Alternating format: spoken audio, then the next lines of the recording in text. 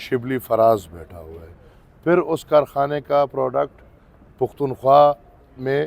وزیر اعلیٰ کی شکل میں علی امین گنڈاپور بیٹھا ہوا ہے، پھر اس کارخانے کا ایک اور بہترین پروڈکٹ جو مشرف صاحب کے دور سے چمکایا جا رہا ہے بیرسٹر سیف بیٹھا ہوا ہے، اور اس سمیت بہت سارے ایسے پروڈکٹ ہیں جو پی ٹی آئی کو تحفے میں گئے تھے۔ میرے خیال میں پہلے ان سے بائیکاٹ کر لے، پھر فوجی کارن فلیکس اور سیریل اور سیمنٹ اور ان سے بھی کر لیں گے، اچھی بات ہے یہ۔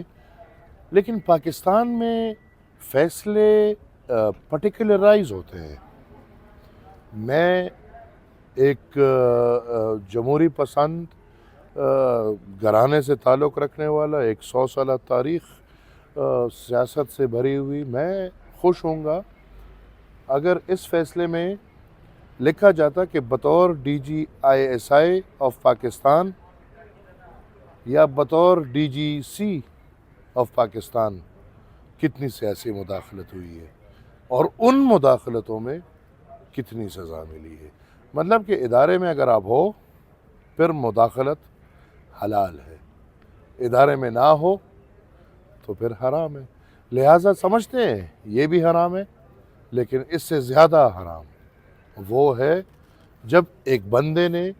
ایک کرسی پہ بیٹھ کے، اور اس کرسی کو آپ نے اتنی طاقت دی ہوئی ہے کہ وہ پاکستان کے چٹے کالے کا فیصلہ کر سکتا ہے، جب وہ اس کرسی پہ بیٹھ کے فرعون بن جاتا ہے اور فرعونیت اپنا لیتا ہے، وہ پاکستان کے فیصلے کرتا ہے، پاکستان کی سیاست کے فیصلے کرتا ہے، وہ ایک کرنیل سے قومی اسمبلی چلاتا ہے، سینٹ چلاتا ہے، پورا نظام ہڑپ دڑپ کرتا ہے، وہ 40,000 دہشت گردوں کو لا کے ری سیٹل کرتا ہے، وہ اس کرسی پہ بیٹھا ہوا افغانستان کو تباہ اور برباد کرتا ہے اور ڈی سٹیبلائز کرتا ہے۔ تو میرے خیال میں جب اس کرسی پہ بیٹھ کے اس کو اتنی عادت ہے اور اتنی سب کچھ مل گئی تھی تو وہ اس کے بعد بھی اس نے کر لیا۔ لہٰذا اچھی بات ہے کہ ریٹائرمنٹ کے بعد کوئی فوجی افسر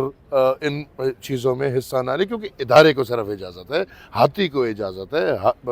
اس کے باہر اجازت نہیں۔ میں تب خوش ہوتا کہ ادارے کو نہیں، جب آپ اس کرسی پہ بیٹھ کے سیاسی مداخلت،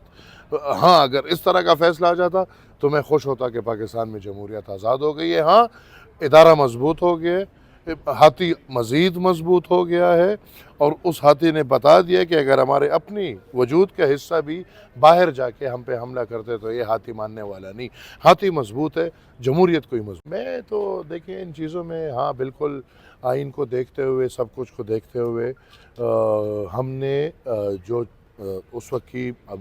عدالت کی ضروریات تھی اس کو مانا تھا، ہم نے اپنی تجاویز بھی دی تھی، لیکن ملک کے مفاد میں ہم اپنی تجاویز سے پیچھے ہٹ گئے۔ مولانا صاحب جو لائے تھے وہ تو اپنی بلیک میلنگ کر رہے تھے، وہ حکومت کے ساتھ، وہ ان پوائنٹس پہ انہوں نے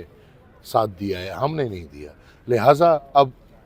ہمارے ساتھ تو کرتے رہتے ہیں۔ نواز شریف صاحب نے کھلے عام دھوکہ کیا تھا 90s میں آ کے ولی باغ میں اعلان کر کے کہ میں پختونخوا نام دوں گا اور وسائل پہ اختیار دوں گا، اور پھر پیچھے ہٹ گئے۔ اس طرح سی پیک جو ویسٹرن روٹ ہے، نواز شریف نے کھلا وعدہ کیا تھا، شاید ملکی مفاد کے لیے پیچھے ہٹے ہوں گے، لیکن نہیں، یہ پھر شاید میں نہیں سمجھ سکتا، لیکن یہ دھوکے ہمارے ساتھ ہوئے ہوئے، ہم ان دھوکوں کے عادی ہیں۔ لیکن یہ بہت بڑا دھوکہ ہو گیا، یہ ایسے لگتا ہے کہ دن دہاڑے کسی سے بچہ آپ چوری کر کے لے جائیں، وہ بیچارے کو منا کے جرگے کیے ہیں، اور پھر اس پورے 26ویں آئینی ترمیم میں سے صرف ان کے نکات پھر سب واپس کر لو تو چلو، پھر بھی وہ بیچارہ دوبارہ وہ بارگیننگ پوزیشن میں تو ہو۔ اب کیا کر لیا کہ باقی سب منظور کر لیے، اور جو انہوں نے بلیک میلنگ کی پوزیشن میں ہوتے ہوئے اپنی باتیں منوائی تھی، جس پہ میں جب موقع ملے گا بات کریں گے کہ کیا ٹھیک ہے کیا غلط، میں اس پہ بھی بات نہیں کر رہا، لیکن جب اس نے ایک بلیک میلنگ پوزیشن میں آ کے انہوں نے اپنی باتیں منوا لی تو حکومت میں نے ان بیچاروں کو ایسے پھنسا دیا کہ اب اللہ کرے مولانا صاحب آئندہ ان پہ کوئی اعتماد کر سکے، کیونکہ بالکل ادھر اعتماد میرے خیال میں ٹوٹ چکا ہے۔